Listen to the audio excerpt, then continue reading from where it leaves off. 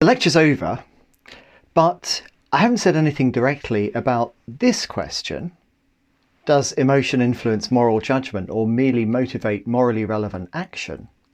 And that is, of course, a key seminar task. Now, in a way, I like to leave the seminar task as something for you, so I don't specially encourage you to watch this. And indeed, I think most people, I hope, will have had a go at writing the first version of the essay on this question before they found this section of the lecture. So I think a lot of people will already have done it and handed it in before you've even found this section of the lecture. And that's good because, of course, we've got 2 weeks on this question, so you can have another go at this next week. But I will give you some pointers. I'm not going to answer the question. Absolutely not. That's really your job. I will give you some pointers on this just in case you'd like them. Just in case you'd like them. All right. So what's the idea? Well, what I take it proponents of the effect heuristic, like Sinnott Armstrong and colleagues, think, and what many researchers, including Schnall and colleagues and Erskine and colleagues that we have looked at their studies, what they think happens is this. There is an emotion, for example, a disgust or something like that, typically a kind of disgust, or a bitter taste in the mouth, which I suppose is related to disgust and therefore works in that way. And that influences a judgment that someone makes. This action is wrong. And that's why they respond when you ask them, how wrong do you think that action is? That's why they respond in that way. This is the simple causal model that underpins Schnall and colleagues' work and the effect heuristic. And I think many people would think this is basically what we have here. Emotion influences the judgments that are the moral intuitions, and that's manifested in the response that the subjects give when we ask them, how bad is it what somebody's doing here when they're punching the baby seal? How bad is that action? And if they're drinking something bitter, they're saying, oh, that's very bad. But if they're drinking something sweet, they're like, nah, it's pretty bad. Okay, good. But Huebner and colleagues make an interesting observation. They say, look, all of this experimental research doesn't distinguish between that's to say the emotion judgment response link, and a different possible causal connection, which is the emotion influences the way the scenario is interpreted, and that in turn has downstream effect on all of these other things. So on this alternative view, emotion isn't directly affecting your judgments or your moral intuitions. It's only doing that very indirectly. And what they point out actually is, or what they claim, I wouldn't say point out because that of course implies that they're right. What they claim is that the experimental evidence reviewed is consistent with any of these things. So it could be that emotion has an effect on how people interpret the question. Or it could be that what happens is that you make a kind of judgment, you judge that the thing is bad, you also have a certain emotion, and the judgment together with the emotion inform your response. The emotion may motivate you to become harsher than you really are, independently of what your judgment is, and the emotion may never affect the judgment itself. So Huebner and colleagues. Now let's have a look at a quote from them just to support what we're saying. So they say these data, they mean research like that of Schnall and colleagues 2008 that we've been studying at, fail to isolate the precise point at which emotion has a role in our moral psychology.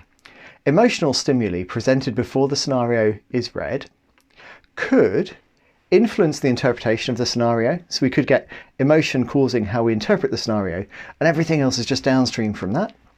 Or the question, or, this is the most interesting part, emotion could act as a gain on what has already been conceived as a moral infraction, thereby increasing the severity of the perceived wrong. Okay, right. Why are they suggesting this? Well, Huebner and colleagues are all in one way or another proponents of theories like the moral module hypothesis that are incompatible with the idea that moral intuitions are driven by emotions. The influence of emotion on moral intuition is just deeply puzzling, inexplicable, I think, if you're a proponent of a moral module view. What they were therefore trying to do is to just explain away that puzzle, to avoid the existence of that puzzle by saying, look, for all we know, emotion doesn't have an effect on the judgment at all. It has an effect elsewhere in the causal chain. Now, how successful is this strategy? How successful are they at getting rid of this puzzle? Why do feelings of disgust influence unreflective moral judgments? I think one thing to say straight away is that if we think about the response as simply denying that feelings of disgust, other emotions influence unreflective moral judgments, then formally speaking, we've got rid of the puzzle. But if you think that emotions influence how we interpret a scenario or a question, then that is kind of just as puzzling, right? Why should that happen? If there's a moral module that's just doing all of this parsing of the situation, that's as puzzling as thinking that, your emotional response should influence what judgment you make about the syntax of a sentence. Now, the fact that that emotional input goes into how you interpret the question, and so not only indirectly into the judgment, it's not really that interesting, right? So formally you've avoided the puzzle, but you're just left with the more difficult one. So what we really need to focus on here is the idea that the emotions might influence not the judgment itself, but rather the response, that they might, together with the judgment, motivate a harsher or a less harsh response to a moral infraction. Let me put this another way. So we're asking this question, does emotion influence moral judgment or merely motivate morally relevant action? And one way of thinking about this question is that it's asking you to decide between different causal models, right? So here's a causal model.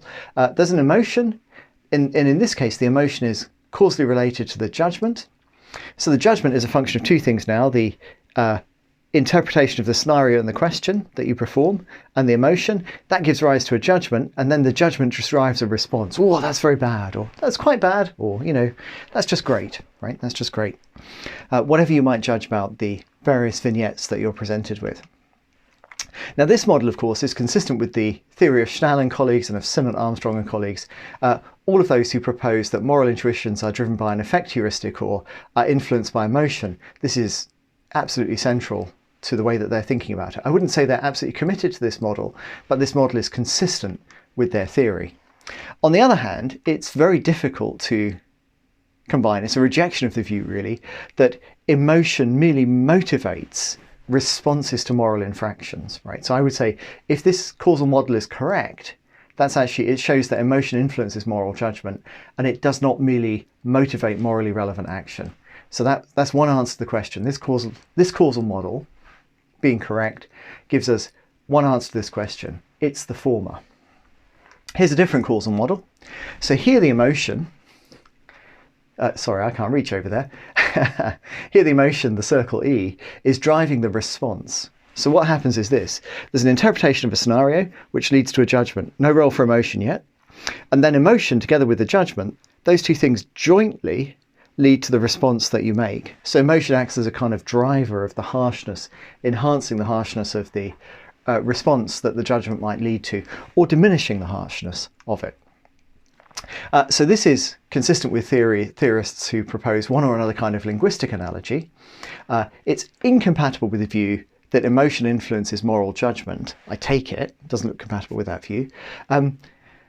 If this is the whole truth, if this causal model on your right here is the whole truth, and it is compatible with the idea, indeed it's a manifestation of the idea that emotion merely motivates morally relevant action, right? So in a way, simple way to read the question, not the only way, is this the correct causal model or is this the correct causal model?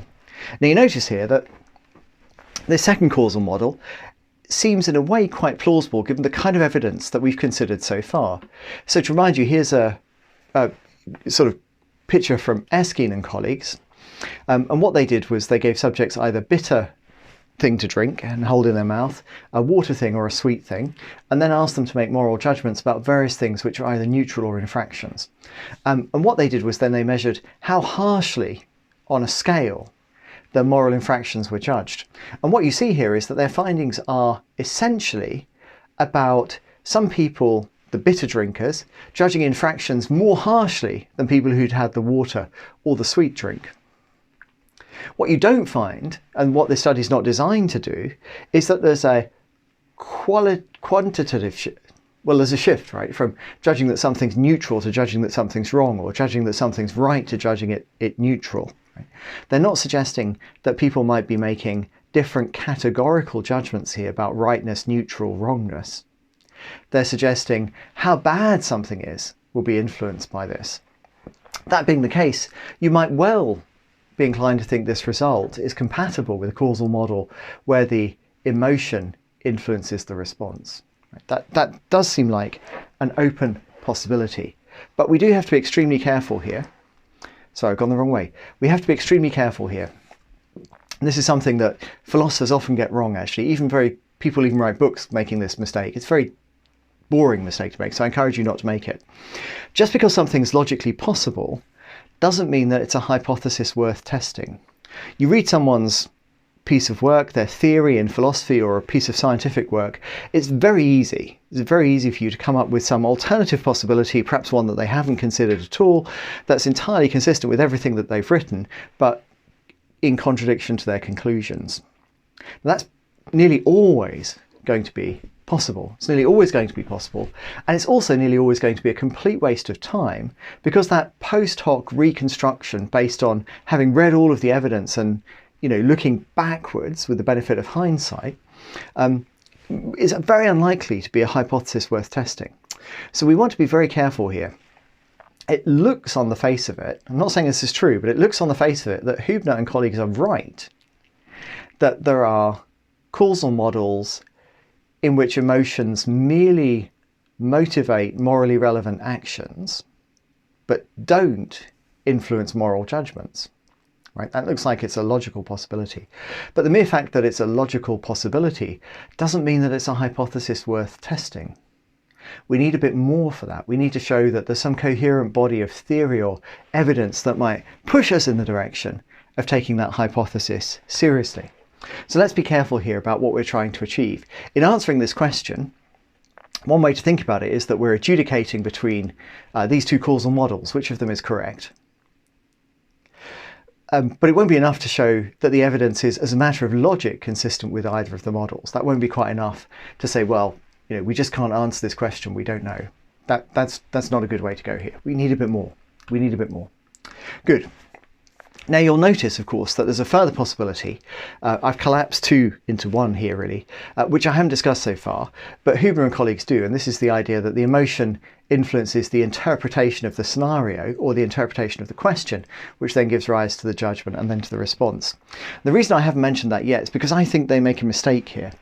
They treat this possibility as denying that emotion influences judgment. So they think if this obtains, we're good with the linguistic analogy type view, the moral module type view, and we can reject the view that emotion influences judgment. But as I said before, I don't think that that's right, because I think, even though you might want to say, strictly speaking, it's not judgment that's being influenced directly, it's the interpretation of scenarios or questions. Well, that is kind of indirectly an influence on judgment, though. We've still got emotion, as it were, on the left side of the causal chain of judgment, rather than over on your right, where emotions only downstream causally from judgment. That's one thing. The other thing is that it's just deeply puzzling why this would be true. Right? It's deeply puzzling why this would be true. So it seems to me that this possibility here is one that isn't really worth distinguishing from the middle possibility. We should simply drop that. We should simply drop that one from view and collapse these two, because even though they are logically separable, my own view here is that there isn't much theoretically interest in distinguishing them.